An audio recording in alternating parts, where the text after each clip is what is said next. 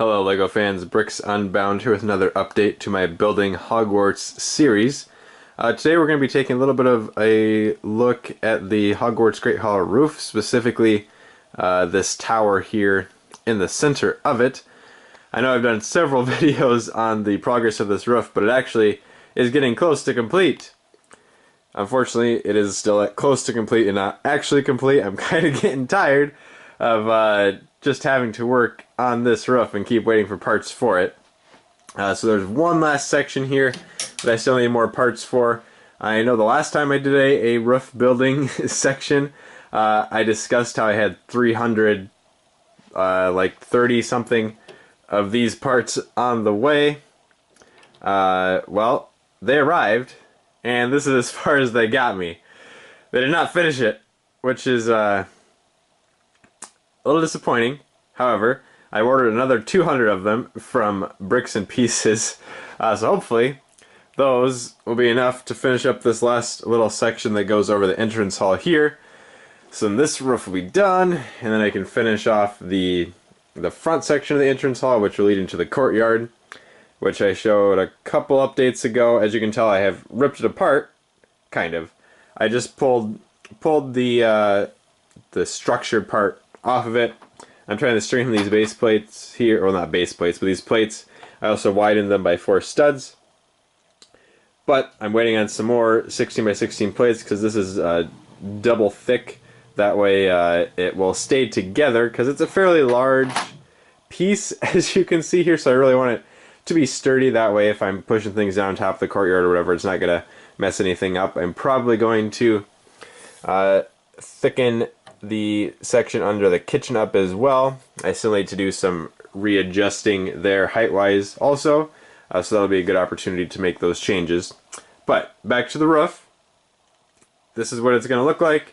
It'll have one more section here, which will have one spacing of no windows and then one of windows, so it'll line up to be symmetrical between the sides, which is great that it worked out like that. But specifically talking about this tower here, if I look at it from a distance, you can tell it's not quite tall enough. In the films, the roof section of this tower is probably like at least double the height here. I haven't quite figured out how to do that without making the tower wider, and I don't really want to make it any wider. I'm happy with the sizing of it. So one technique I was fairly proud of is how I did the corner. Well, I guess you could say corner, but the sides here. So the technique I used, this is one of the headlight bricks and a 1x2 tile stuck on it, which actually makes a nice angle that lines up well with these kind of diagonal bricks here. And I did that because it makes it much sturdier. Otherwise, if you just stack a ton of these diagonal bricks on top of each other, it'll just be one panel here that could get broken off pretty easily. But as it is, this thing is very sturdy.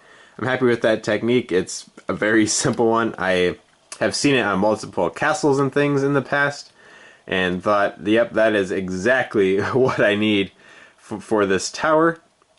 Happy with that, how that turned out. You also notice these are blocked up by these bricks. And in the shots I could find of this tower, which were kind of hard to do, most of them were at a distance, it appeared that these were kind of like shutters inside of these windows. So I thought those bricks there pulled off that effect fairly well. And the other thing that I'm going to show you that I'm trying to decide exactly how I want to do it is, so on this side, directly underneath the window, or directly underneath the tower, there is not a window, whereas in theory there'd be one right in the middle of these other 2 windows here.